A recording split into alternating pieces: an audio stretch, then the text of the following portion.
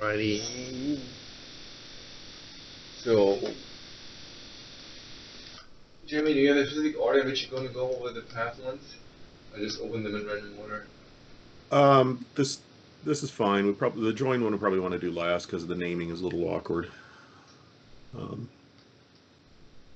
This is something I brought up in the past and just haven't opened a specific issue for directly.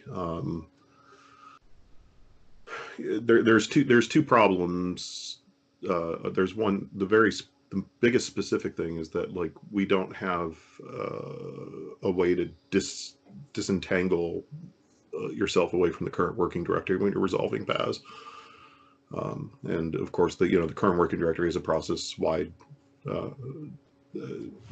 setting, and that creates a lot of havoc for build scenarios and anybody else that's trying to take in paths. It gets changed on a background running thread or whatever else, and it's suddenly all your paths end up in random places. And this is a pretty common thing that hits people. So this, be able to provide a base path for when you get a full path, and would allow you to would be effectively setting the current working directory without actually doing it. That makes complete sense to me. The only question I have is like, should we make it so that when you pass base path as null, that effectively it's the same as calling GetFullPath without a base path, meaning it uses current working directory? If you have an optional argument, you can tell it. Are you still there? Guess they're not linked. Or in at least some cases. Can you hear us? Yes. Jeremy? I just resumed the call. I can hear you. Can you hear me? Yes. Yeah, now we can hear you again. All right. Sorry. I'm a little concerned about it because of the opportunity for that to miss errors, right? Like if they have an error case, the path may or may not come through the way they expect, depending on.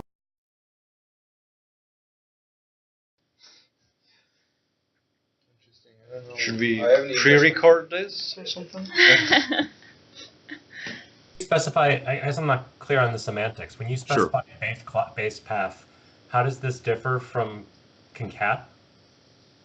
Well, just in the same way that it basically behaves the same way. The internal resolution of paths happens on the OSs, and that if the path isn't fully qualified, then we will put in whatever the base path is as being the working directory effectively.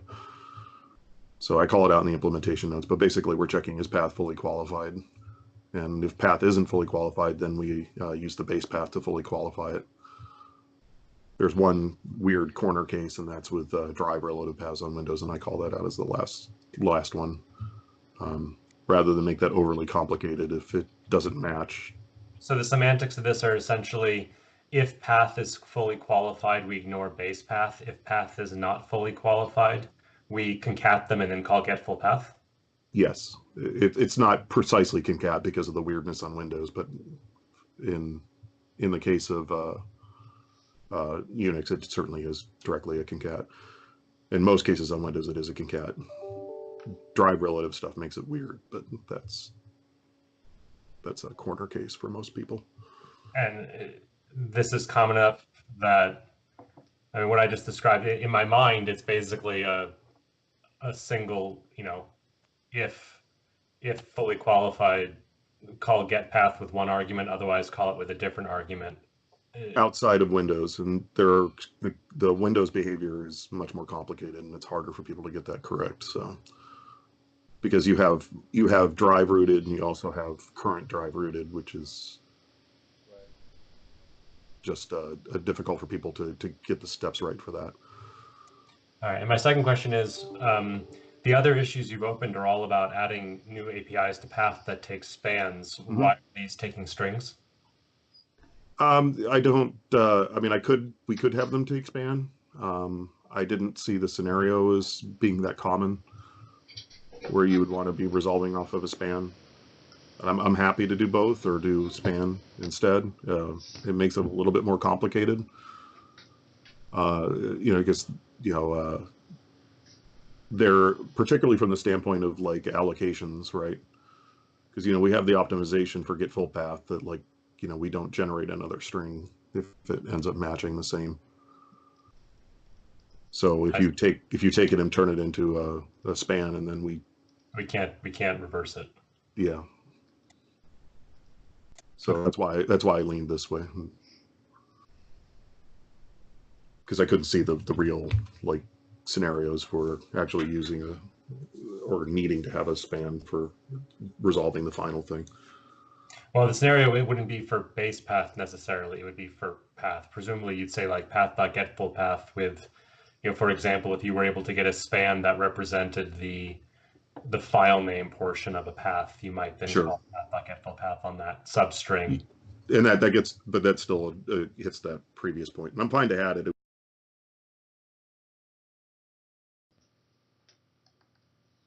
If I have a path and I take a slice of it,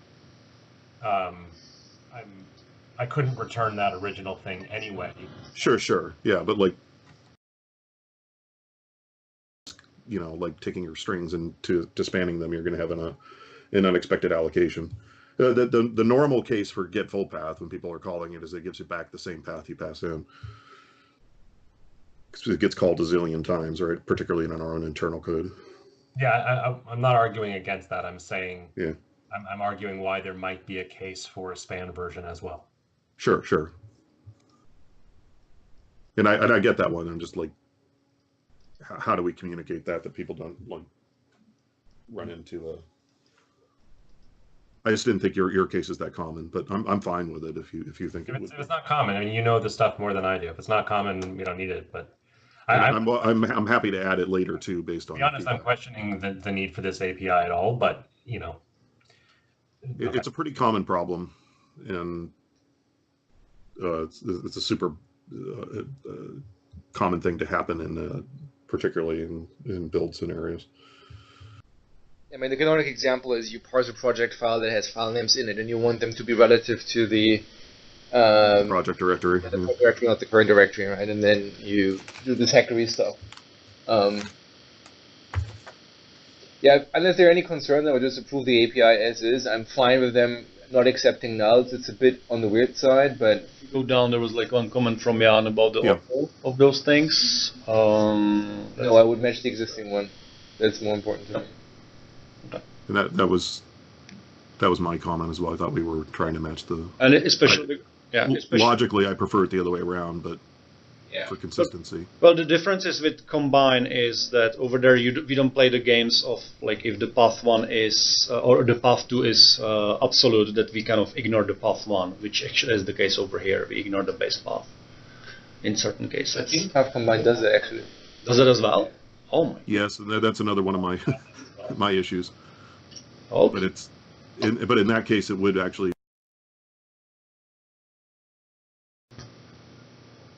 I mean, as it is right now.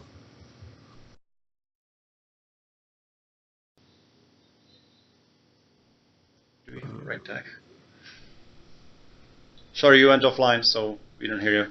So, by the way, can anybody write a USB driver? Because that would make my life so much better. Yeah, that seems reasonable then. Alright, then let's just approve it and move on to the next one.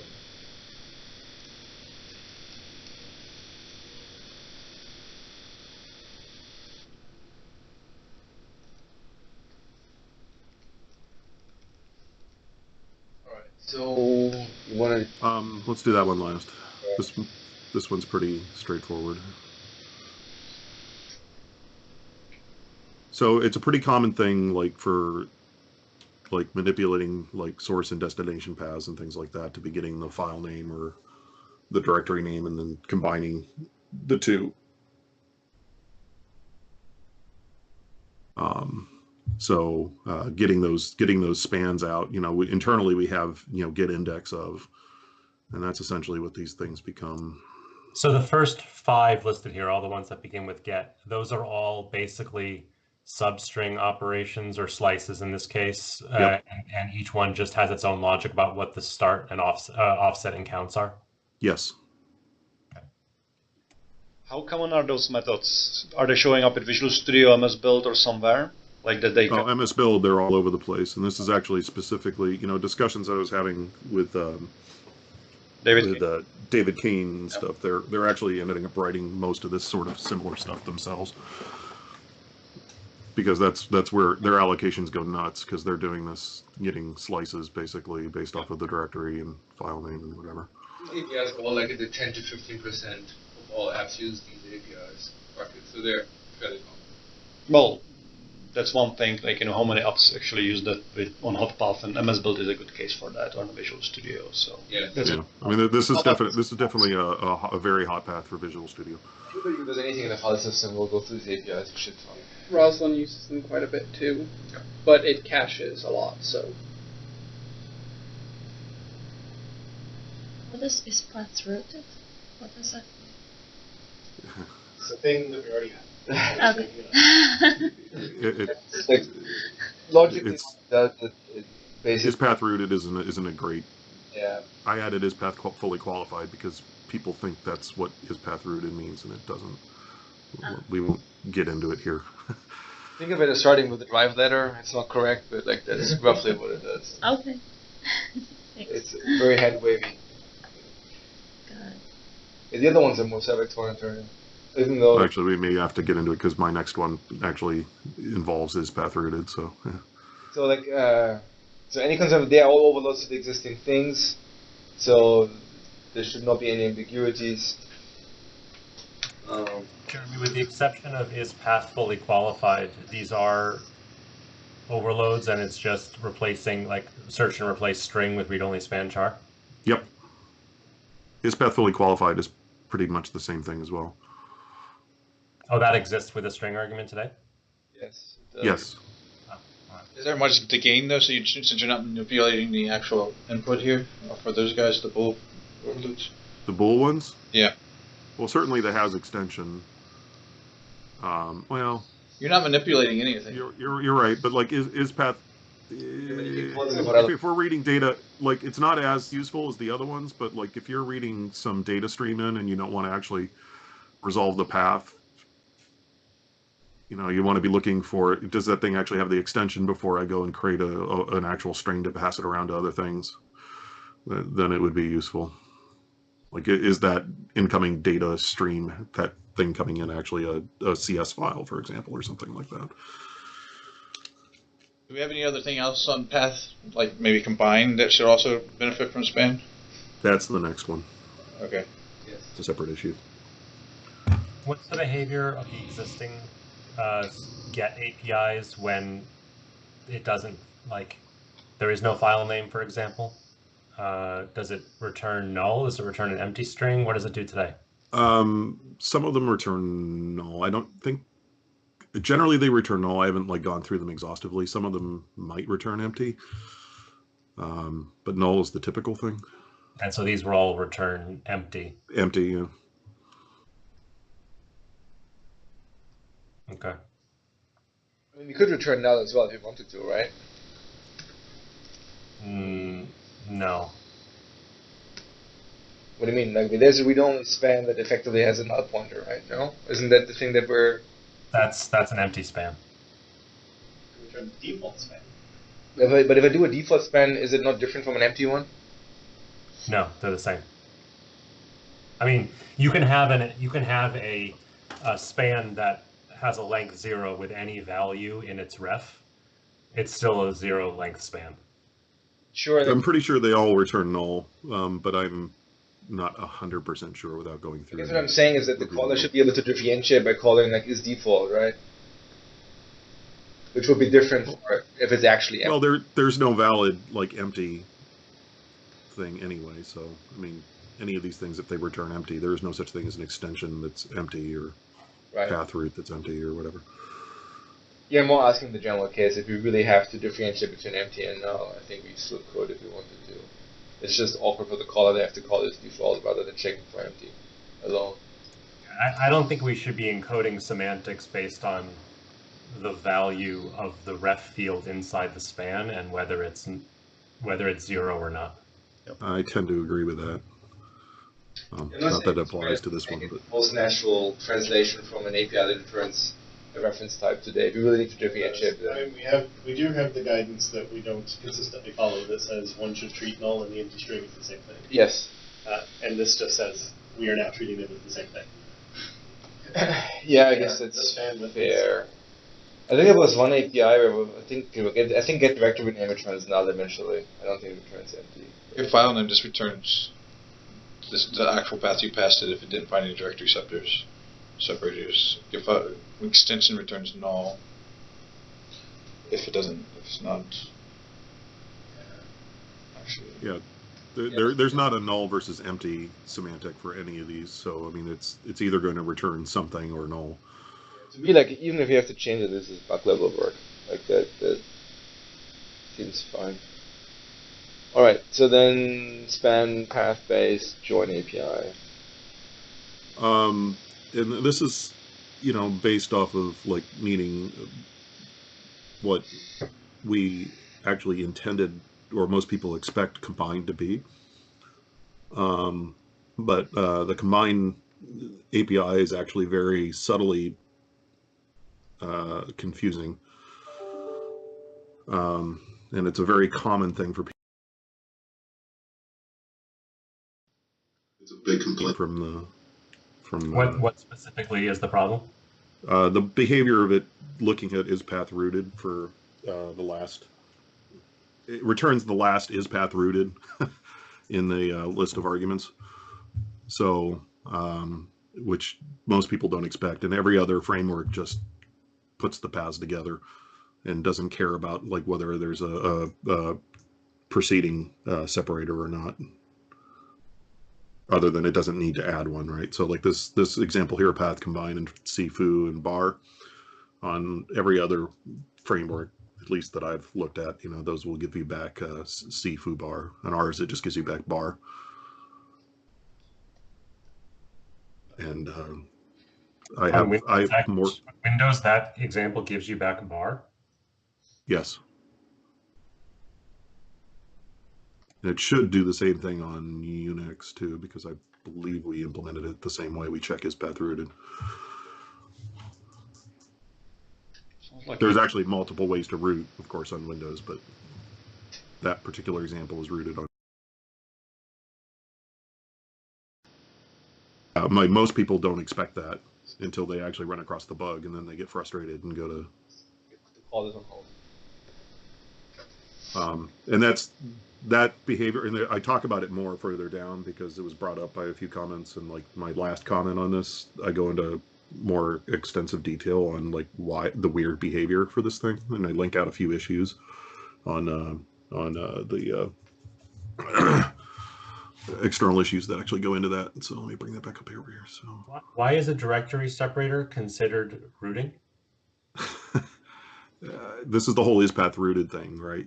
Rooting it's considered rooted because it's rooted to a drive, right?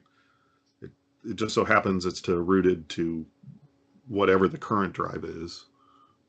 C: would also be rooted. C: / is rooted. It's just the current semantics of what is rooted. But both of those things are actually relative on Windows, and most people think like is path rooted is to be whether or not it's relative or not, and it's not. That's why I added the other API in our prior release for is fully qualified because we didn't have a great name for it. So, but basically, you are proposing we had all those to join that take read-only span. So far, it's pretty straightforward. Yeah. And then the questions that were brought up in the comments was like, why don't we actually use combine or some variant of combine? And I'm not keen on that because the behavior is so radically different. I actually want to depreciate combine because nobody expects it to behave the way it does, and encourage people to use join instead. Plus the other APIs that we're adding here for resolving. So if people were actually trying to like mimic what we just added to Path.GetFullPath, they really should be doing that and then using join for intermediate steps. Join seemed like the best name to me, given the way string works. So it's a brand new API. It's not adding overloads to join. Join doesn't exist on Path. Join does not exist. And the question that was brought up, at least by Justin Van Patten, was, why don't we actually use combine? So let me put it this way. So if we say we need to use a new name, in this case, let's say join, we wouldn't add the overload that takes string because we have an implicit conversion from string to read-only span of char. Is that correct? I don't see the need to add a string one in this case because we're always allocating on the out. Right. Well, not always. Actually, there is. If the span is empty, then you would get back the original. So it's possible we can add the string one as well. I just didn't start there. I'm wondering if that's actually true. If its span is empty, shouldn't we just ensure the path ends? I guess if path 2 was empty and path 1 already ended with a directory separator. That's a good question. My current logic is not. It's not like we don't need to add a directory separator because there is no path, right? And that's kind of matches the current behavior, sort of the other things. Ending in a trailing separator is not a good thing in most cases. In Windows, that's just generally wrong. We have a different semantic around it, but you can't actually pass a path to any of the Windows APIs with a trailing separator, except for one. And then that's the root of the drive, C:\/ is actually required. Everything else, it doesn't mean anything, and you actually get an error. So I'd be inclined not to do it because of that.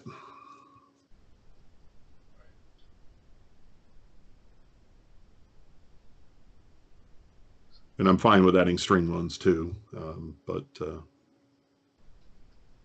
have an immediate need for those ones.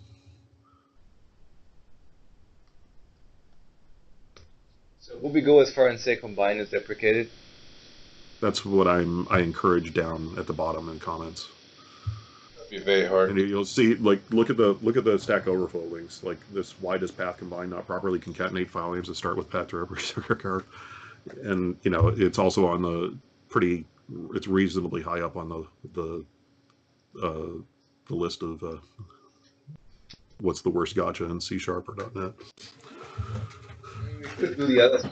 We could fix it with the quirk, right? If you feel strong enough that this is bad behavior. Right? Well, the problem is that people could conceivably actually be depending on that behavior. That's what I'm saying. You would quirk it, right? You would not change it for existing apps. You would just do it when you recompile for a new version of the framework and say that's the new behavior. You shouldn't depend on this behavior anyway. If you really care, then do your own stuff. Sure, that's possible. I mean, we could do that for the existing one and still depreciate it. I'm concerned more about the porting scenarios and stuff. Quirking it on core, I just kind of rather not do that. I'd rather not change the behavior either. From a porting perspective of combine, that is. So what I don't like is if we have basically an API that does the correct thing in 90% of the cases, there's a 10% corner case that's annoying, and then we introduce a new API and try to get people off of a very commonly used API to a new API just to address the 10% seems wrong. That would be my only concern. I mean, I would say that I would probably prefer if we would find a way to fix the behavior and quirk it if necessary, and then just have combine having the correct, quote-unquote behavior, and then just use that name, rather than introduce a new name. I'm okay with that. I was just, my only concern was just that whole porting scenario. I mean, because it is a pretty, it's pretty likely to break things. But I'm fine with that as well. I just was uncomfortable making that a starting point. Am I the only one that's crazy here, or? No, actually, I like the idea of fixing combine. PowerShell calls it join. They have a command that's called join path. Yeah, but PowerShell also ends up using combine under the hood. I know they do it, but I'm saying the notion isn't there for. I need to resume the call again.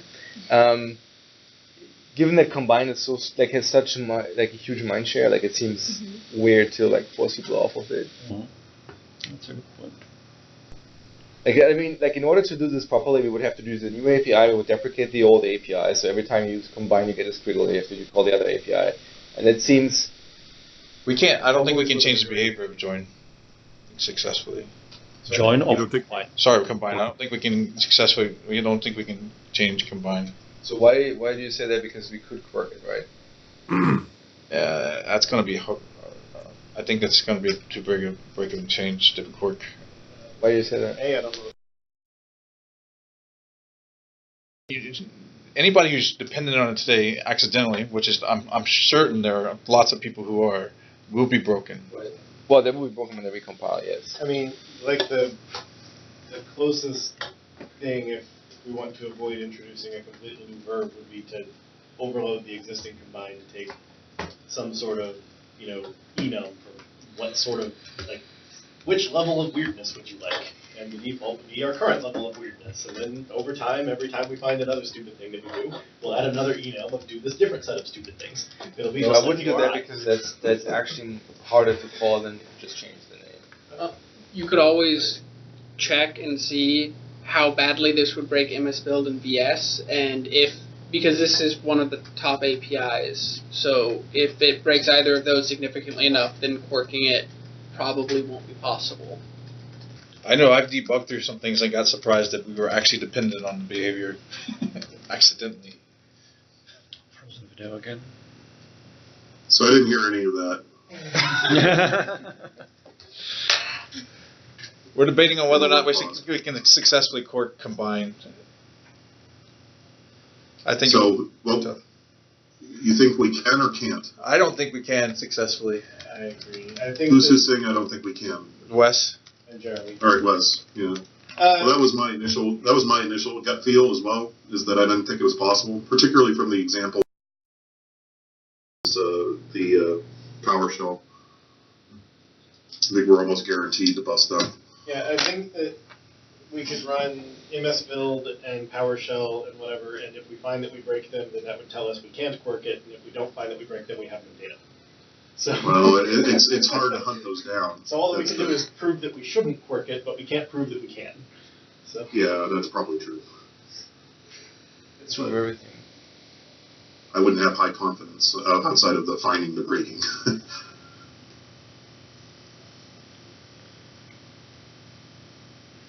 That said, people will come back and say, why didn't you just fix the first one? God damn it. They don't have to deal with the repercussions, that's why.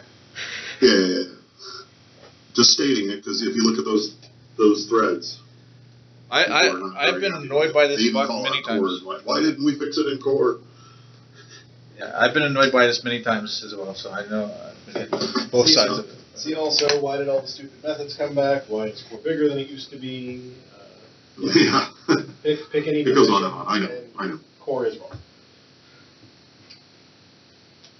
Yeah. That's combined too. Ooh, Yes. but it takes 3 parameters. Wait a sec.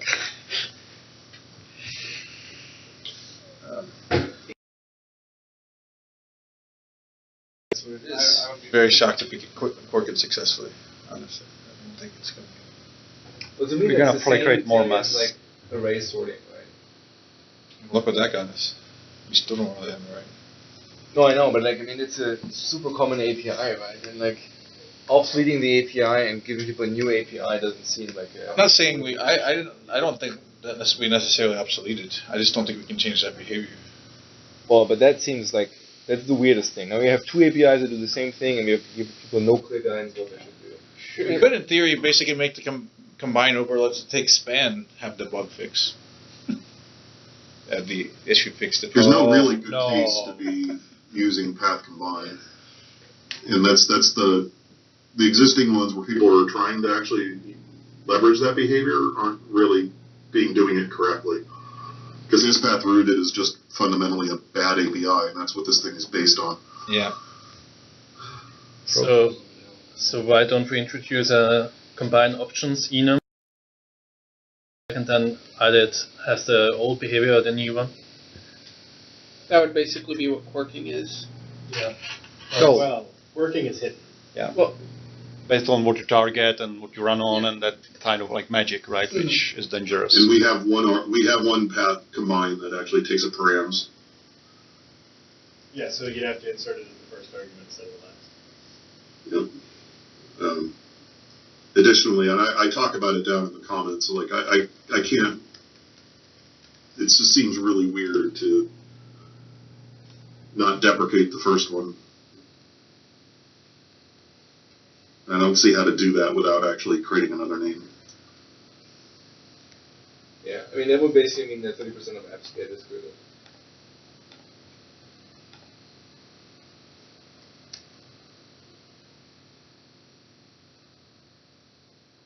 That's what I'm saying. To me, this reminds me of array sorting. It's like a common API, the corner case is there, but how many people are actually broken by that? And then you just move on.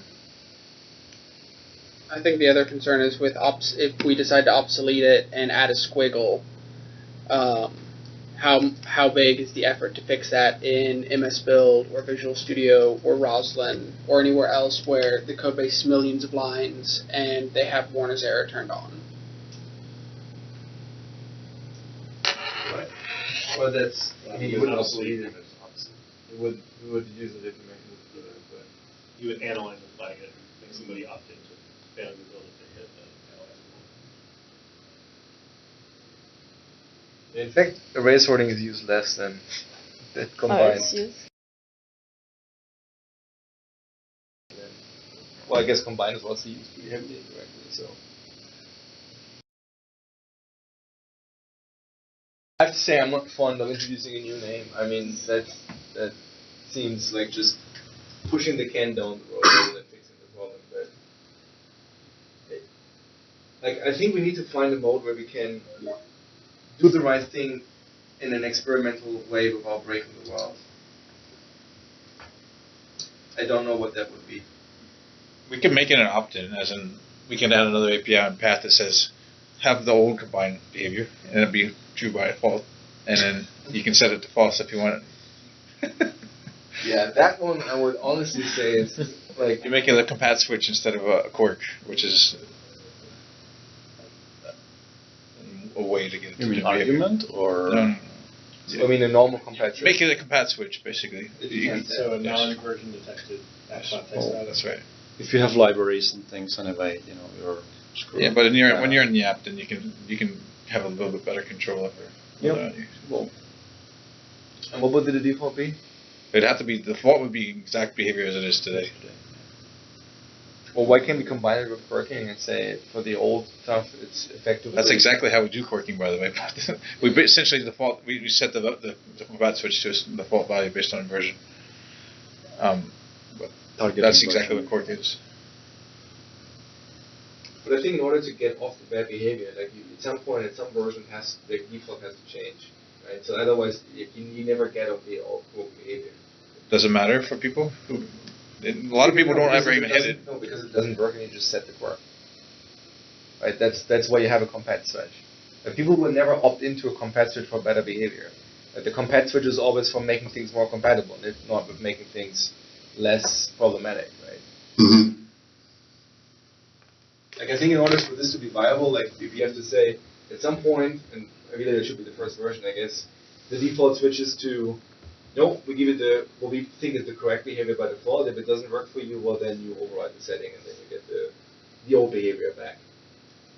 But that's the only way to force people down the path. Yeah, that's what we do for everything else. Yeah. So I think I think we only have two options. Either we just leave the current behavior as is and the span-based versions just take the exact same behavior, or we fix it. But I think introducing a new API and then have people like basically stop calling the current one seems, I don't know, that seems like a very bad starting point. Should we ask our data friends to see if there's any way of gathering this data, where people might be depending on the behavior? I don't know of any clean way of doing this. Yeah, that's a good question. I mean, let me just take a note on that because that's kind of a question that we should be able to answer. I just don't know how.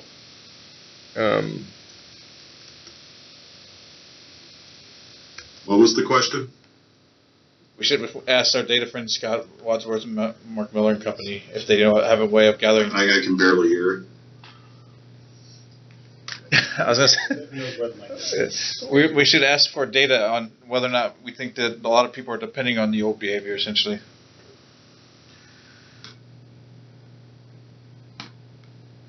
Well, I think there's definitely people that have that.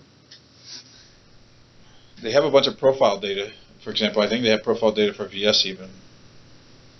Might be able to give us Frozen video again.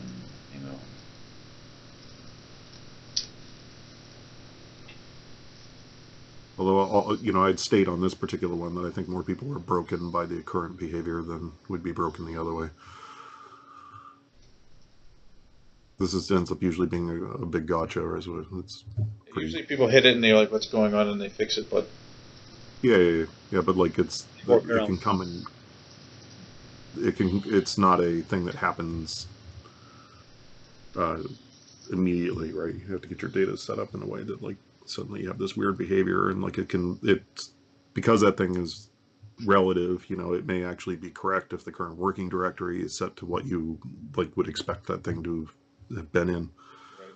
And the current working directory gets changed, and then like once in a blue moon you have an error. Okay. So how about this? Can we split this issue into two things? One of them is have this span-based overload of combine, which basically should have the behavior that combine has. And then the second issue, which is can we fix the combined behavior? Because then we can, I think, approve one and then solve the other one separately. I don't want to, unless we fix the combined behavior, I don't want to encourage people to use it by adding span to it. No, but to me that's a completely orthogonal issue, right? I mean, one of them is you want to be able to use combine with spans, or like combine. I don't think we want to use combine at all unless it's fixed. No, ignore the behavior that combine has. Pretend for a second we can fix combine. Because the reality is 30%. If we can fix combine, sure, yeah. Today. They're exactly but only fixing it. The only thing they want to do is they want to stop allocating, right? Yeah. So that's issue one. And the second issue is we don't like the behavior of combine, right? They're not necessarily related. I would not tie them together because that means we cannot give you non-allocating APIs because we can't agree on what the behavior of combine should be. And to me, they're like separate issues. Well, the argument might be that people who really would use the no-allocating APIs, or they are afraid of this API, that they write their own shit anyway. If we were pretending to actually mark things obsolete. So we don't want to the no-allocating APIs make sense only for people who really care, like MS Bill, Roslyn, and these type of people. Right. I think the argument is that they are already aware that this is dangerous API, that they rather don't use it at all. They have their own copies. So the span, overloads would probably not use, help them at all. If we still mark things as obsolete, we were thinking at all about marking path.combine as obsolete, we wouldn't add a new overload that is marked obsolete in the same version that we added. Exactly. Yeah. So I don't understand that argument. Why would we add a method as this is a brand new method? Don't call it. Why did we take the time to write it? If we decide to do that, right? If we decide to do join instead of fixing combine, then we wouldn't want to add combine overloads for span and then deprecate them. Immediate. No, I'm saying I wouldn't do that. Period. I would say to me there's two separate things, right? One of them is I want to be able to have a combine-like API that operates on span, and the second issue is I don't like the behavior combine has, right? So one of the ways you can fix the combine behavior is to say I introduce a new set of APIs, right? Let's say join, right? Another way is we fix it, and another way is, well, we had this behavior for 15 years, tough luck, that's the behavior we have.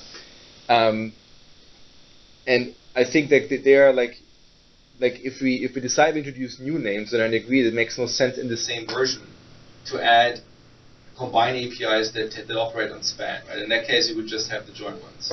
But I think that is, I don't know. To me, I would make them as independent design choices rather than, Otherwise, we cannot approve this issue here. That's effectively what it boils down to, right? Because we tackle two things together, where one of them is a no-brainer, the other one is more of a, oh shit, what do we do with that? There's opinion that they are kind of intertwined. They are related to each other. We don't want to separate them and make separate decisions. Yeah, I know. I heard that. I'm saying I don't buy it. Yep. Because I think that one of them has to do with allocation, the other one has to do with behavior. Right? Yeah, the behavior thing is the most critical thing here, though. Well,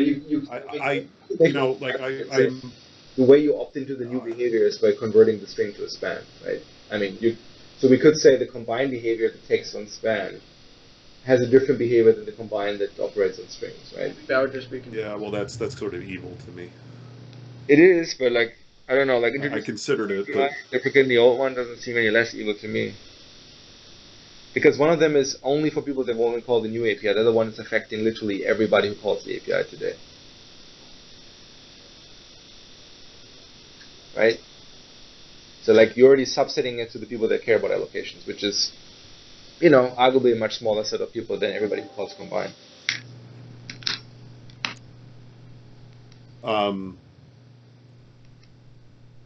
Could we start with fixing combine and then letting it, seeing if it falls over? Yeah, that was my question as well. Like that I would like to do that over not even trying. The question is whether we can get enough data to make that decision. I mean, the question is. Well, I mean, I can make the change to quote unquote fix path combine. So the last without causing havoc. Can you say the last part again? Well, I mean, in core, right, you can try making the change, you know, like if I can't even get it through like CI, that's a pretty big indicator. But like if it's pretty easy to unroll it. And, you know, giving it a few weeks of actually being in production might be very useful. Well, there's not really many people picking it up. You know, what you're gonna get is coverage from our tests. Maybe, you know, MS Build, Roslyn, and a couple. Well, those are the key ones, right? That we care about. How often does the PowerShell pick this up? Does anybody know? No idea. Probably not too often. That would be my guess.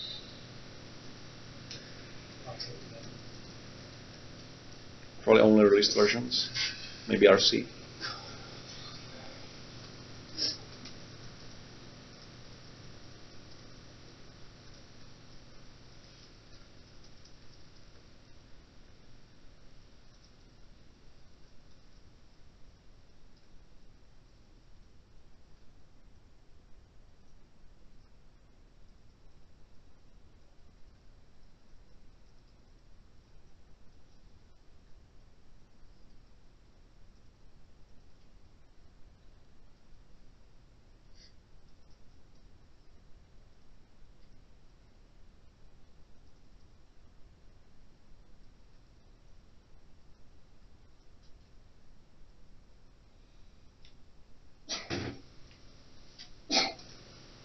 Have we done any quirks in core yet?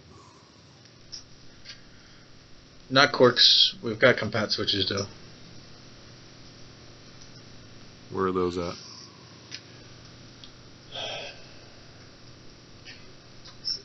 Search for app context. None of them are jumping on me. I'm not sure off the top of my head. Is it an app context thing as well? Yeah, they would probably be using app context. Okay. How about this? I bump this back to you, Remy, and then you want to do an investigation on whether you can fix that first, and then once we know what the answer to that is, then we can take another look at that. So I'll make the change to fix the behavior and see if that actually gets to at least that part of it. Our main gates and everything. Follow up with main. I'll look at quirking it as well, huh? Yeah, follow up with the partners to make sure that they actually do pick it up, like that they don't have like artificial delay or something. We have one blocking thing for Roslyn to look at. That's the pipe options. Dan wanted that. Currently, Roslyn is blocked from some reason. So, sorry, Tanner. It's your team as well, right?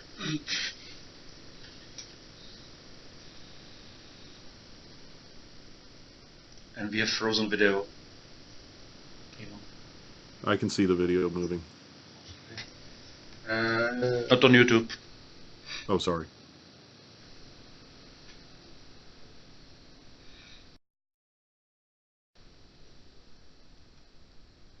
Yeah, I have no concerns with that. Anybody have any concerns with that?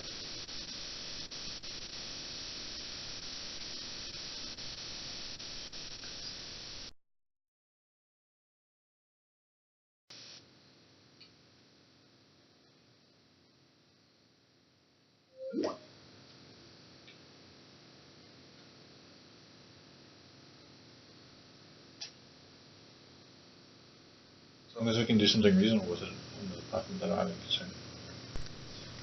concern. Steve, are we just blindly passing the pipe options through to Windows? Unfortunately, at the moment, yes. I mean, we can change that, or we can strip this off before we do, or whatever. But Yeah, it's not uncommon. We do that in other places. So Yeah. it should be an implementation detail. yep. Even so, I think we should try and pick a value that's currently meaningless to Windows, just in case. Yeah. Currently meaningless doesn't mean safe forever. Yep. No, I agree. We should strip it off, but just in case, every little bit of help, protection helps. Yeah, I mean, I'm just wondering if once we're adding our own value that Windows doesn't understand, if we need to now lock it to we only understand these bits and you don't get to orient things that we don't know about anymore. Well, currently we throw on most of these things. I think it may be the same case here as well. So that's something that we already have defined. In other file I/O cases, we've actually Before we pass it. checks for things that aren't pass-throughs for things that aren't defined in Windows because people needed to use them. Right. Okay, It's not a great solution, but that's the pattern we've been using. If we're already rejecting unknown values, that's really all that my bar is on this. Because if right now if somebody can pass, let's assume that you found a Windows API that doesn't also check its inputs, and you passed -1, then we'll just set all the bits in Windows, and Windows will do something, and that will have done something, and now we're changing the behavior. So Yeah. So if we're already rejecting unknown values, and then because we know that we have a one-to-one mapping with Windows, then we're passing it, that's different than where I assumed we were just blindly passing it. So as long as we're already guarding it, it's good to me. I'm checking to see if we are. I don't remember. I'm trying to find it as well. Where is it actually exposed? I mean, let me ask a different question. Does this have anything to do with the API shape? Otherwise, I would just. Well, I mean, it's a. Windows implementation have a concern how you pass the enum to Windows. I mean, naively, you could have a switch statement somewhere that converts it to whatever the enums are in Windows. Right? Well, I mean, if we aren't currently being defensive against unknown values, someone could be using this flag. It could be being interpreted by something in Windows, and now we will never let them specify that flag again. So we need to, if we're introducing a new defensive mechanism, this may not be the right way to do it. So you're saying somebody could today cast an arbitrary into this thing and then use basically a flag in Windows that you just didn't have it to expose? If we don't currently guard against unknown flags. Or if Windows ever added a flag with that value in the future and we wanted to consume it. Yes. So I think I can hear us, but we do validation on the arguments. Okay, then it's good. Right.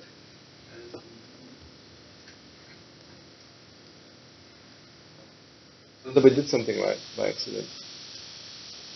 Well, like I know that in NetFX with certificates, we had like 3 different APIs that took a flags value.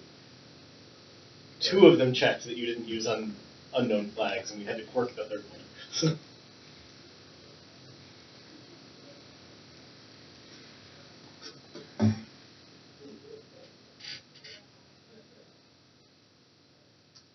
Can you give us a quick summary of that?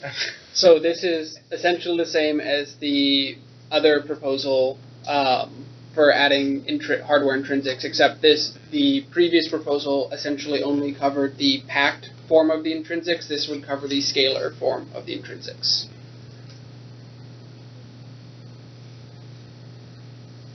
How does the pact look like, signature-wise? Basically the same, except without scalar on the end of the name. Oh, so the signatures are the same, but they're basically different opcodes with different names for the methods. Yeah.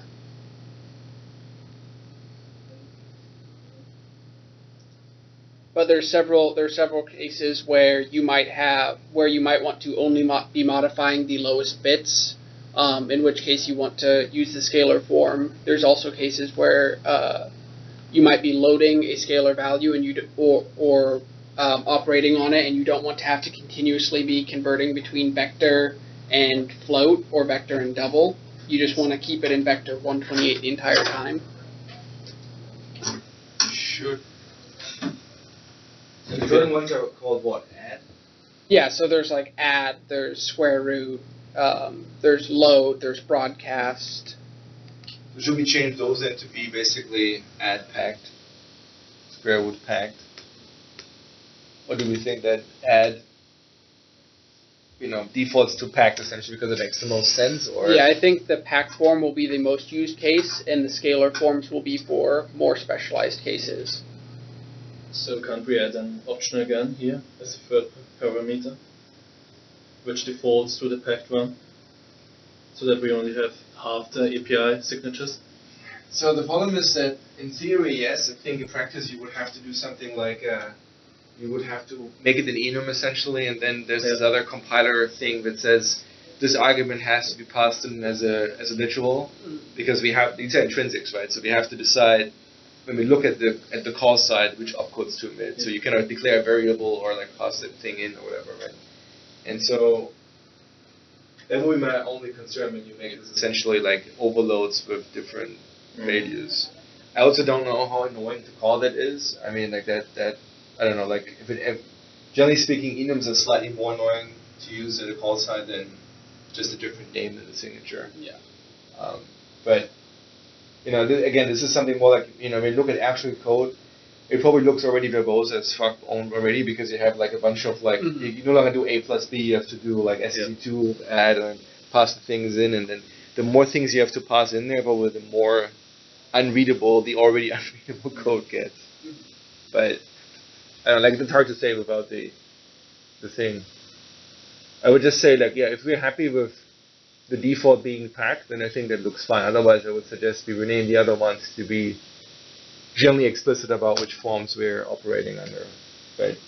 And I think packed makes sense by default, because that's what most people use SSE instructions for, and then scalar being explicit is good, because those are generally used for things like normal floating point math or. So what does scalar actually mean? It literally just does a for loop effectively over the argument? Yeah, it does it. Well, no. So the packed form operates on each entry in the vector, right, whereas scalar operates on a specific entry in the vector. For SSE and SSE2, that was only the lowest bits, but one of the later SSE iterations added the ability to specify, I want to operate on specifically the fourth value in the vector, for example. How do you specify that? With like different name then? There's so add scalar, I guess that means you take the whatever the definition is, the lower, I don't know, 16 bits or whatever, and then you only operate on that. Is that what it does? Yeah, and I'd have to look at the actual hardware guide to remember how you specify, how the overloads are shaped to specify which one you want to do. It might be an immediate byte. So do you plan to add those as well, or? Well, yeah, there would be. There's literally hundreds of these, so I didn't specify them. Yeah.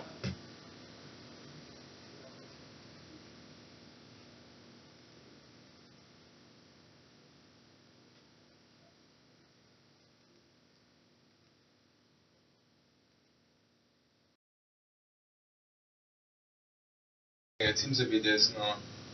Yeah, I think we discussed a bit about whether or not adding all these overloads would make intrinsic lookup